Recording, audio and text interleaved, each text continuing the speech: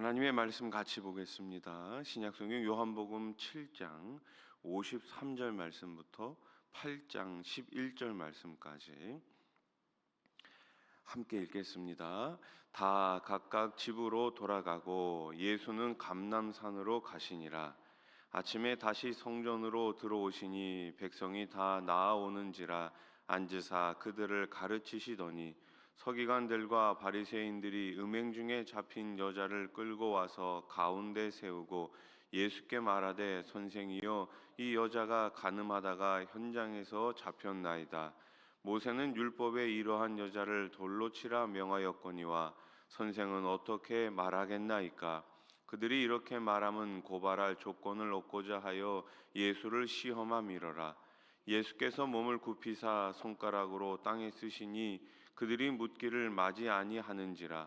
이에 일어나 이르시되 너희 중에 죄 없는 자가 먼저 돌로 치라 하시고 다시 몸을 굽혀 손가락으로 땅에 쓰시니 그들이 이 말씀을 듣고 양심의 가책을 느껴 어른으로 시작하여 젊은이까지 하나씩 하나씩 나가고 오직 예수와 그 가운데 섰는 여자만 남았더라.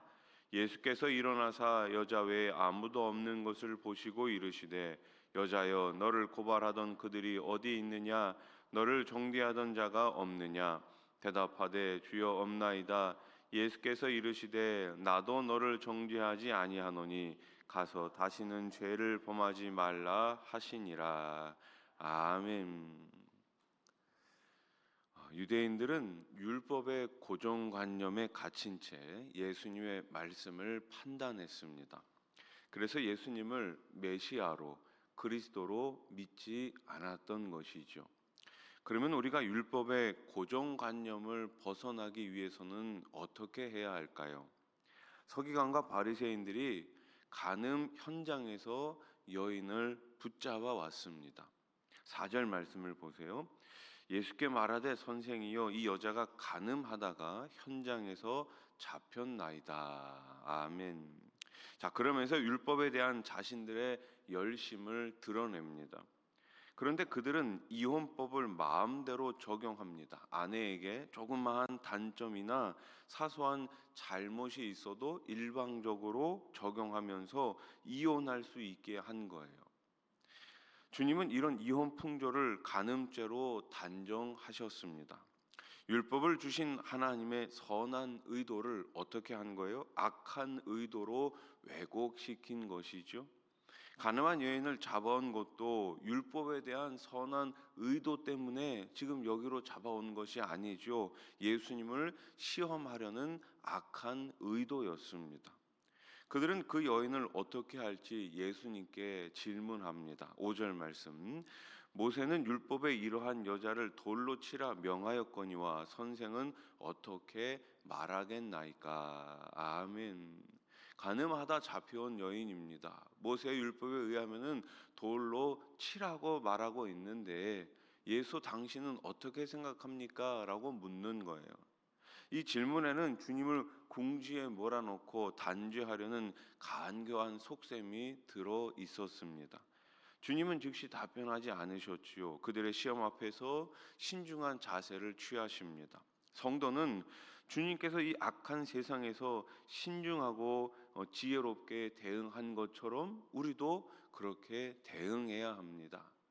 듣기는 속히 하고 대답은 신중하고 항상 지혜롭게 행동해야 하는 것이죠. 어떻게요? 듣기는 속히 하고 말하기는 신중하고 또 지혜롭게 이 세상을 우리는 살아가야 하는 것이죠. 예수님은 다그치는 그들에게 한마디를 던지십니다. 7절 말씀을 보세요. 그들이 묻기를 맞이 아니하는지라. 이에 일어나 이르시되 너희 중에 죄 없는 자가 먼저 돌로 치라 하시고. 아멘. 죄 없는 자란 무흠한 자를 가리키죠. 이 세상에 죄에서 자유로울 수 있는 사람이 누가 있겠습니까? 예수님을 믿었지만 우리는 여전히 죄와 싸워야 합니다. 우리도 죄와는 자유로울 수 없어요. 이 세상에서 그래서 우리는 예수님의 말씀을 항상 가까이 하면서 예수님의 그 뜻을 늘 쫓아가면서 그러면서 죄하고는 어떻게 해요? 점점 멀리해야 하는 것이죠. 시소 얘기를 가끔 드리지만 우리가 하나님을 가까이 하면 죄하고는 멀리 할 수 있어요.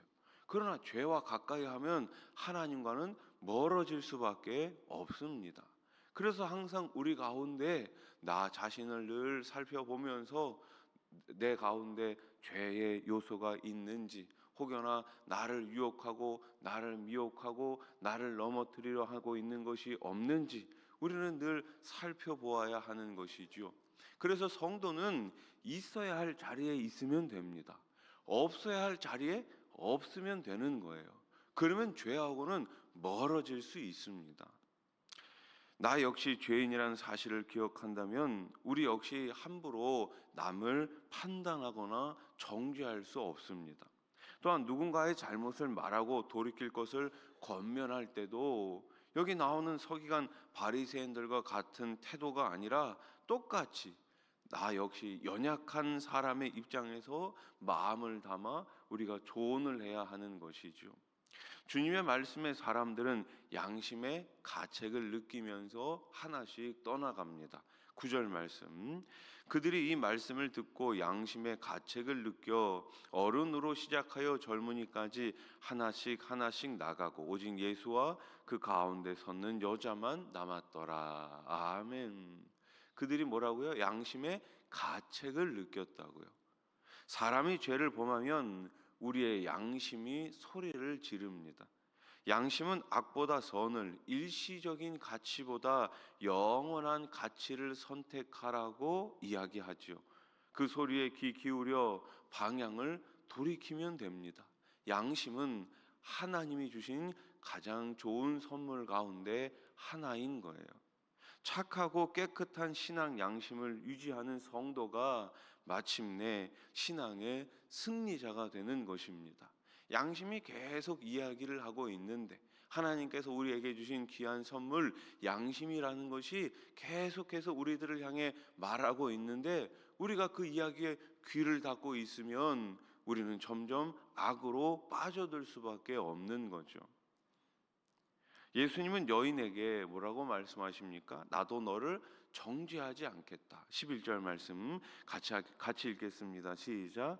대답하되 주여 없나이다. 예수께서 이르시되 나도 너를 정죄하지 아니하노니 가서 다시는 죄를 범하지 말라 하시니라. 아멘. 사실 예수님은 충분히 정죄할 만한 분이시죠. 죄가 없으신 예수님은 이 여인을 향해서 정죄할 수 있었습니다. 그러나 그러지 않으셨습니다. 왜 그러셨습니까? 예수님은 그녀를 사랑으로 바라보셨기 때문이에요. 긍휼로 바라보셨기 때문입니다. 그 사랑과 긍휼 때문에 저와 여러분도 이렇게 구원을 받은 것이 아니겠습니까?